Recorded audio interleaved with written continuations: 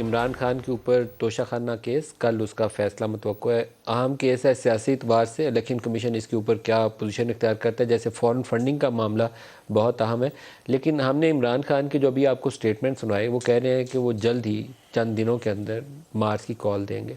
तो मार्च की कॉल के साथ जो अच्छा हमारे एक बीपर ड्यू है, बीपर पहले कर लें फिर इस इशू की तरफ दोबारा आते हैं। खालिद इसहाक साहब हमें ज्वाइन कर रहे हैं, मारूफ कानूनदान है। खालिद साहब बहुत शुक्रिया, आप हमारे साथ शामिल हो रहे हैं। तोशाखाना का केस मोटे अल्फाज में वो है क्या, क्या किया इमरान खान ने गलत, क्या चीज़ है उसके अंदर?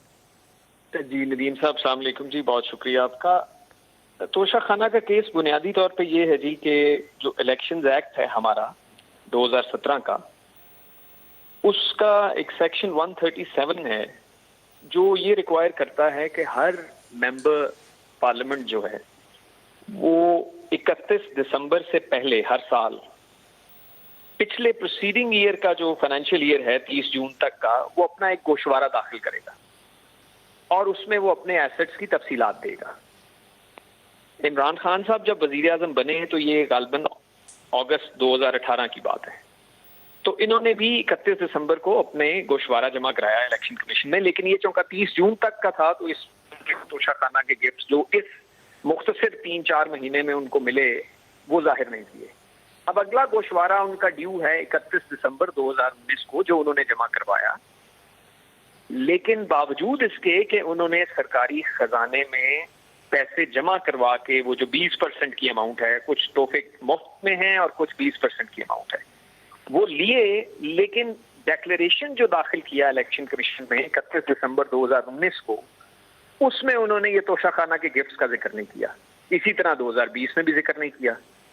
और उसकी वजह ये थी कि दूसरी तरफ आपको याद है कि राइट टू इंफॉर्मेशन एक्ट के तहत एक कोई आपके दोस्त सहाफी थे जो मुसलसल ये कोशिश कर रहे थे कि ये इंफॉर्मेशन उनको प्रोवाइड की जाए कि ये तोशाखाना के गिफ्ट कितने हैं और कौन से हैं। और वो फेडरल गवर्नमेंट, जो का इमरान खान साहब उस वक्त वजीर आजम थे, तो वो ये information at the helm of affairs बैठे हुए थे और वो इन्फॉर्मेशन पूरा हाई कोर्ट तक, आईसीएस तक। अब ये बात ये होगी कि 2018, 2019 और 2020 दिसंबर को एसेट्स की डिक्लेरेशन जो इलेक्शन कमीशन थी उसके अंदर ये तोशाखाना के जितने भी उन्होंने तहाइफ लिए उसकी तफसील जमा ही नहीं कराई, तो नहीं कराई। तो इस वायलेशन की सजा क्या बनती है सर? इसकी वायलेशन की सजा है कि इलेक्शन कमीशन जो है वो उनको, ये जो उनका स्पेशल जुरिस्डिक्शन है ही इलेक्शन कमीशन का, वो उनको करप्ट प्रैक्टिस के ऊपर डिस्क्वालीफाई कर सकता है। बिकॉज करप्ट प्रैक्टिस भी इलेक्शंस एक्ट डिफाइन करता है कि अगर कोई मिस स्टेटमेंट करे इन डिक्लेरेशन ऑफ हिज एसेट्स तो वो करप्ट प्रैक्टिस में आता है। और करप्ट प्रैक्टिस की दो किस्म की हैं, एक है डिस्क्वालिफिकेशन और दूसरा है उसकी कन्विक्शन।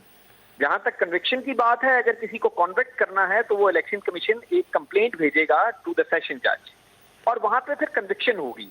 लेकिन जहां तक डिस्क्वालिफिकेशन का ताल्लुक है वो इलेक्शन कमीशन का इख्तियार है। और आपको याद होगा जब वो जो फेक डिग्रीज के केसेस थे 2008 और 2013 के इलेक्शन के बाद, वहां उन सारे मेंबर पार्लियामेंट्स को जिन्होंने फेक डिग्रीज या मिस स्टेटमेंट की, उनको डिस्क्वालीफाई तो इलेक्शन कमीशन ने किया, लेकिन उनके ट्रायल के लिए, उनकी कन्विक्शन के लिए फिर इस्तगासे या कंप्लेंट्स इलेक्शन कमीशन ने। तो खालिद साहब, अगर इलेक्शन कमीशन में वर्स्ट केस सिनेरियो की तरफ आपको लेके चलता हूं, अगर इलेक्शन कमीशन समझता है कि इन्होंने ये फैक्ट्स छुपाए जानबूझ के, तो उनको डिस्क्वालीफाई कर देता है, तो वो तो टर्म जो असम्बली किया उसके लिए डिस्क्वालिफिकेशन है, वो तो खत्म हो जाएगी, बहुत ज्यादा उन्हें फर्क नहीं पड़ेगा उससे। वो सर दो चीजें हैं। एक तो है डी सीट करना, वो तो टर्म उससे फर्क नहीं पड़ेगा। लेकिन आप ये जहन में रखिए कि अभी मिस डेक्लेरेशन ऑफ एसेट्स के ऊपर वो एक फैसला अभी सुप्रीम कोर्ट में उसकी समाअत हो रही है, जो फैसल वाडा साहब का फैसला है, जिसमें इलेक्शन कमीशन ने 62(1)(f) इन्वोक किया है और उनको फॉर लाइफ टाइम डिस्क्वालीफाई किया है। और अगर ये इतनी सादा बात होती जितनी के कही जा रही है, तो इलेक्शन कमीशन के फैसले के बाद सुप्रीम कोर्ट बहुत सारी हियरिंग्स कर चुका है और आज तक वो इलेक्शन कमीशन का फैसला सस्पेंड नहीं हुआ। सेटिसाइड होना तो अभी शायद दूर की बात है, वो अभी सस्पेंड भी नहीं हुआ। तो यहां मैं इसलिए कहता हूं कि शायद 62(1)(f) का केस भी बनता है, क्योंकि ये फैक्ट्स डिस्प्यूटेड नहीं है।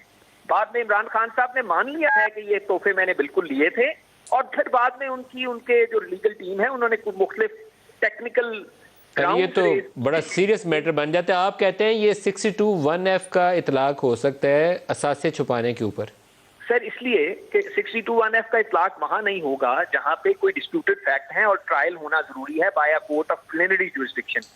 जहां पे आप एडमिट कर गए हैं कि यस ये तोहफे हमने लिए थे, तो फिर सवाल ये है कि आपने जाहिर क्यों नहीं किए। उसका वो जवाब एक सादा सा देते हैं कि जी 120 दिन गुजर गए, आप नहीं पूछ सकते।